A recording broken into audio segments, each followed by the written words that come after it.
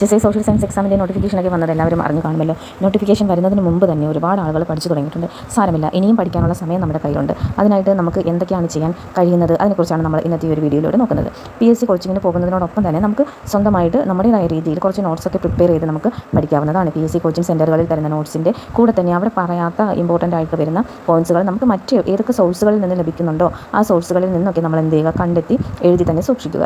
നോട്ട്സുകൾ എഴുതി സൂക്ഷിക്കുന്നത് വളരെ നല്ലതായിരിക്കും. റിവിഷൻ ചെയ്യാനായാലും എപ്പോഴായാലും നമുക്ക് നല്ലൊരു ഉപാധി തന്നെയാണ് പഠിക്കാനായിട്ട്. അടുത്തതായിട്ട് ഞാൻ ഈ നോട്ട്സുകളൊക്കെ എഴുതി വെച്ച് പഠിക്കുന്നതിനൊപ്പം തന്നെ ടെറ്റ് എക്സാമിൻ്റെ ഒരു ഗൈഡ് എടുത്തിട്ടുണ്ട്. ടെറ്റ് എക്സാമിൻ്റെ ഗൈഡ് എടുത്ത് പഠിക്കുന്നതിൻ്റെ പ്രധാനപ്പെട്ട ഉദ്ദേശം എന്ന് വെച്ചാൽ അതിൽ ആ ഒരു ഗൈഡിൽ നിന്ന് നമുക്ക് സൈക്കോളജി പാർട്ടിൻ്റെ ഒരുപാട് ചോദ്യങ്ങളും ഉത്തരങ്ങളൊക്കെ കിട്ടും. കൂടാതെ തന്നെ പ്രീവിയസ് ക്വസ്റ്റ്യൻസ്, സൈക്കോളജിയുടെ കുറേ പ്രീവിയസ് ക്വസ്റ്റ്യൻസും അതിൻ്റെ ഉത്തരങ്ങളൊക്കെ ചെയ്തും വായിച്ചും മനസ്സിലാക്കിയും ഒക്കെ സൈക്കോളജി നമുക്ക് വശത്താക്കാനായിട്ട് സാധിക്കും. അതുകൂടാതെ ഒരു ഗൈഡ്, അതായത് നമ്മുടെ സബ്ജക്റ്റുമായി ബന്ധപ്പെട്ട് നമുക്ക് ഇഷ്ടമുള്ള ടാലൻറ്റിൻ്റെയോ ലക്ഷ്യ അങ്ങനെ തുടങ്ങി ഏതെങ്കിലും ഒരു ഗൈഡ് നമ്മൾ യൂസ് ചെയ്യുക. ഗൈഡ് യൂസ് ചെയ്ത് ആ ഗൈഡിലുള്ള കാര്യങ്ങൾ കുറച്ച് പോയിൻറ്റ്സുകളായിട്ട് കൊടുത്തിരിക്കുന്ന കാര്യങ്ങളൊക്കെ ഒന്ന് വായിച്ച് മനസ്സിലാക്കുക. ഇമ്പോർട്ടൻ്റ് ആയിട്ടുള്ളത് അടയാളപ്പെടുത്തി തന്നെ പഠിച്ചിട്ട് കുറച്ച് ദിവസം കഴിഞ്ഞിട്ട് നിങ്ങളത് റിവൈസ് ചെയ്യാനും മറക്കരുത്. റിവിഷനാണ് നമ്മുടെ ഏതൊരു എക്സാമിനായാലും റിവിഷൻ എന്ന് പറയുന്നത് മസ്റ്റായിട്ട് നമ്മൾ ചെയ്യേണ്ടുള്ള ഒരു കാര്യമാണ്.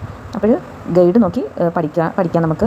കൂടാതെ തന്നെ എന്താണ് ഞാൻ പറഞ്ഞത്, പ്രീവിയസ് ക്വസ്റ്റ്യൻ ചെയ്ത് നോക്കുന്നതിന് വേണ്ടി സൈക്കോളജിയുടെയൊക്കെ പ്രീവിയസ് ക്വസ്റ്റ്യൻ, HSC സോഷ്യൽ സയൻസിൻ്റെ പ്രീവിയസ് ക്വസ്റ്റ്യൻ കിട്ടിയാൽ അതും കൂടെ ചെയ്ത് നോക്കുക. ഈ ഒരു ഗൈഡിൽ നമ്മുടെ സബ്ജക്റ്റായ ജോഗ്രഫിയും അതേപോലെ തന്നെ ഹിസ്റ്ററിയുമാണ് മെയിനായിട്ടും ഞാൻ നോക്കിയിട്ടുള്ളത്. ഇത് കൂടാതെ അടുത്തതായിട്ട് നമ്മുടെ ടെക്സ്റ്റ് ബുക്ക് ഭാഗം, അതായത് ഞാൻ 10th സോഷ്യൽ സയൻസിൻ്റെ ഹിസ്റ്ററി, ജോഗ്രഫി ആ ടെക്സ്റ്റുകളൊക്കെയാണ് റെഫർ ചെയ്യുന്നത്.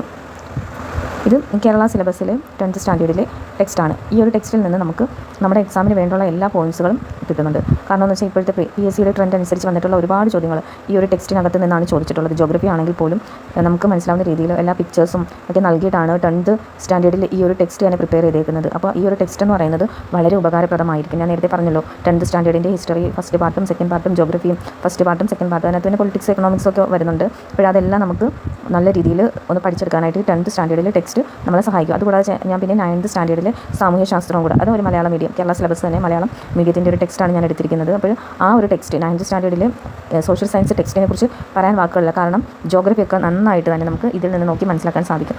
അതായത് നമ്മുടെ ഇന്ത്യയുടെ ഓരോ ഭൂവിഭാഗങ്ങളായാലും ഹിമാലയാസിൻ്റെ ഡിവിഷൻ ആയാലും അങ്ങനെ തുടങ്ങി ഇമ്പോർട്ടൻ്റ് ആയിട്ടുള്ള എല്ലാ കാര്യങ്ങളും നമുക്ക് ഈ ഒരു ടെക്സ്റ്റിൽ നിന്ന് കിട്ടുന്നതായിരിക്കും. അപ്പോൾ എല്ലാവരും ഗൈഡും പഠിക്കുന്നതിനോടൊപ്പം തന്നെ ടെക്സ്റ്റ് ബുക്ക് നന്നായിട്ട് പഠിക്കാൻ ശ്രമിക്കുക. 9th സ്റ്റാൻഡേർഡിലെ ടെക്സ്റ്റും 10th സ്റ്റാൻഡേർഡിലെ ടെക്സ്റ്റുമാണ് ഞാൻ നോക്കിയിട്ടുള്ളത്. ഇതുകൂടാതെ നമുക്ക് 8th 7th social science ടെക്സ്റ്റുകളൊക്കെ refer ചെയ്യുന്നത് വളരെ ഉപകാരപ്രദമായിരിക്കും. കൂടാതെ തന്നെ SSCERT ടെക്സ്റ്റുകളാണ് ഞാൻ നോക്കിയിട്ടുള്ളത്. ഇതുകൂടാതെ NCERT ടെക്സ്റ്റുകളും നമുക്ക് റെഫർ ചെയ്യാവുന്നതാണ്. റെഫർ ചെയ്തിരിക്കണം ഉറപ്പായിട്ടും. കാരണം പല ചോദ്യങ്ങളൊക്കെ നമ്മൾ പല എക്സാമുകളിൽ കണ്ടിട്ടുള്ളതാണ്. NCERT ടെക്സ്റ്റ് ബുക്ക് ഭാഗത്തു നിന്നൊക്കെ ചോദ്യങ്ങൾ വരാറുണ്ട്. പല മീഡിയത്തിൽ നിന്ന് നമുക്ക് ഈ ടെക്സ്റ്റ് ബുക്കുകൾ അവൈലബിൾ ആണെങ്കിലും ഒറിജിനൽ ആയിട്ടുള്ള ഒരു ടെക്സ്റ്റ് നമ്മുടെ കയ്യിലുണ്ടെങ്കിൽ നമുക്ക് അതാണ് കൂടുതലായിട്ടും ഉപകാരപ്രദമാകുന്നത്. Okay, by.